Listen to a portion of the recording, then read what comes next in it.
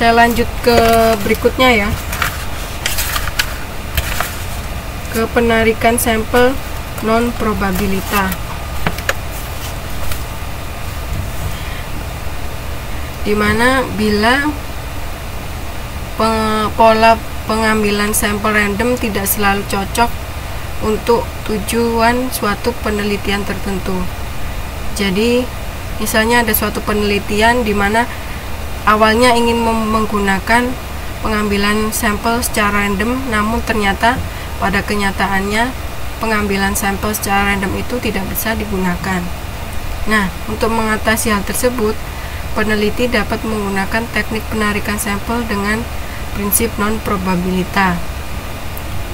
Konsekuensinya adalah peneliti memiliki keterbatasan dalam pendugaan sampel terhadap populasi.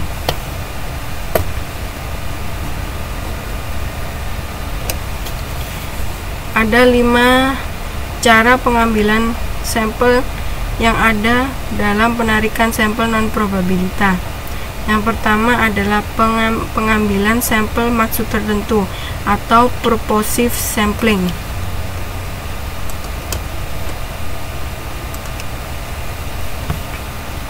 Penarikan purposive sampling ini adalah penarikan sampel dengan pertimbangan tertentu, di mana pertimbangan tersebut didasarkan pada kepentingan penelitian.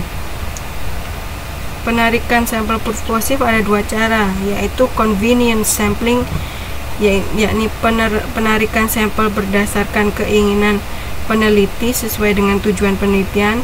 Yang kedua adalah judgment sampling, yaitu penarikan sampel berdasarkan penilaian terhadap karakteristik anggota sampel yang disesuaikan dengan tujuan penelitian. Contohnya, penelitian tentang budaya Betawi, maka sampel yang dipilih dengan sengaja adalah orang Betawi saja. Contoh lain, penelitian tentang gaya belajar mahasiswa perguruan tinggi jarak jauh, maka sampel yang sengaja dipilih adalah mahasiswa universitas terbuka dengan alasan atau judgment, dimana nanti UUT ini merupakan satu-satunya perguruan tinggi jarak jauh di Indonesia.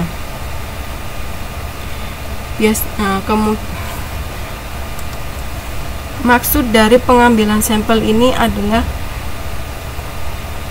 sebagai berikut: memperkuat pernyataan atau argumen sendiri, sehingga nanti pengambilan sampelnya harus diatur. Yang kedua, memperlemah argumen lawan. Misalnya, kita perhatikan kasus jajak pendapat di Timur Timur. Para penduduk yang pro integrasi dengan berbagai cara dihalangi oleh UNTAED untuk memberikan suara mereka dalam jajak pendapat itu, sedangkan penduduk yang pro kemerdekaan diberi keleluasaan dan difasilitasi untuk memberikan suara mereka. Jadi nantinya kan tidak seimbang, sehingga nanti hasil akhir jajak pendapat tersebut ini bisa memperlemah klaim Indonesia atas Timur Timur. Yang kedua, penarikan sampel kuota atau kuota sampling.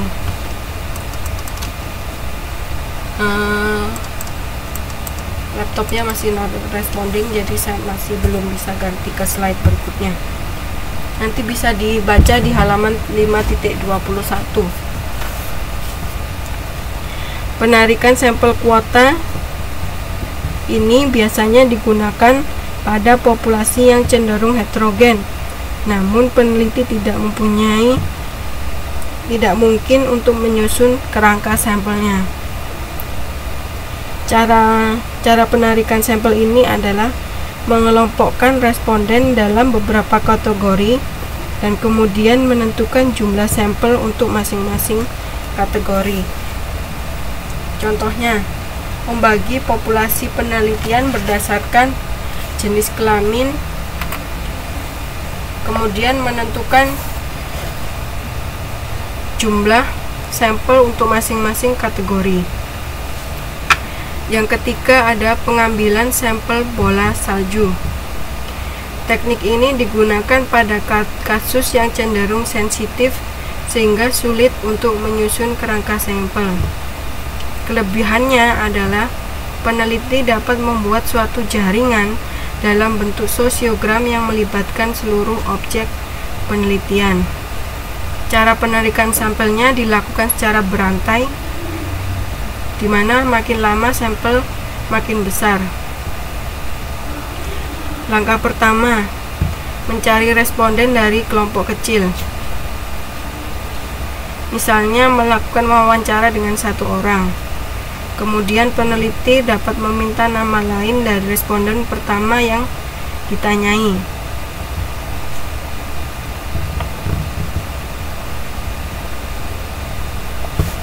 Oke.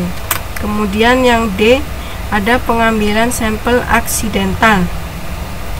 Penarikan sampel ini digunakan jika populasi relatif homogen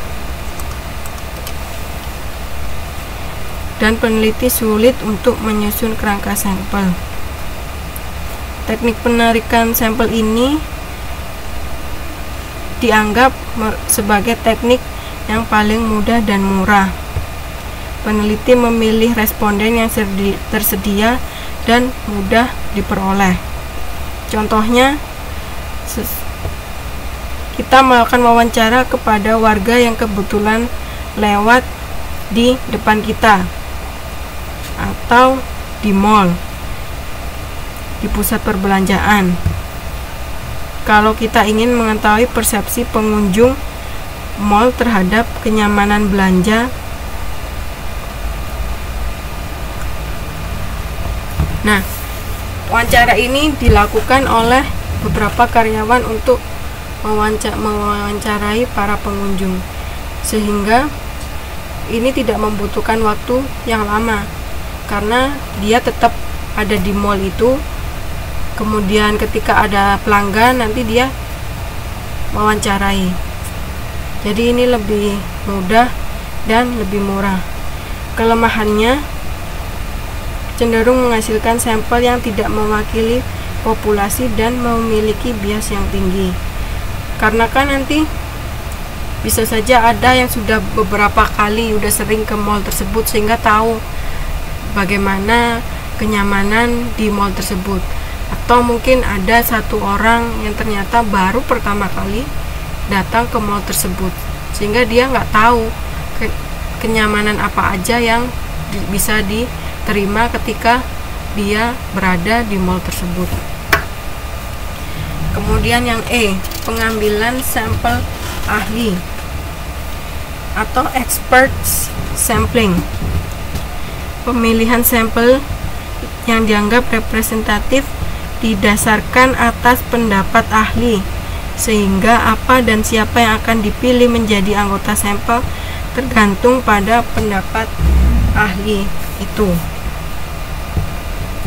Nah, ahli yang dimaksud di sini adalah seseorang yang dianggap ahli tentang topik yang akan kita teliti.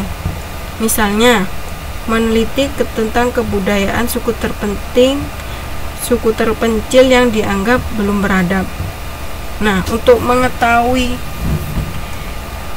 lebih jauh tentang kebudayaan suku terpencil ini, kita kan tidak mungkin menanyakan atau memilih ahli yang seorang ekonom atau seorang politisi.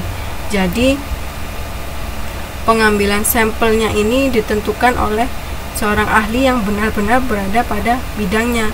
Ketika kita mau meneliti tentang kebudayaan, berarti kita harus mencari ahli tentang kebudayaan.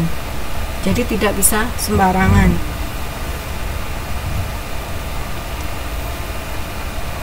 Nah, sebagai peneliti kita harus mengikuti semua petunjuk dan ketentuan pengambilan sampel sebagaimana yang dikatakan ahli tersebut, sehingga pengambilan sampel ini disebut pengambilan sampel ahli. Oke.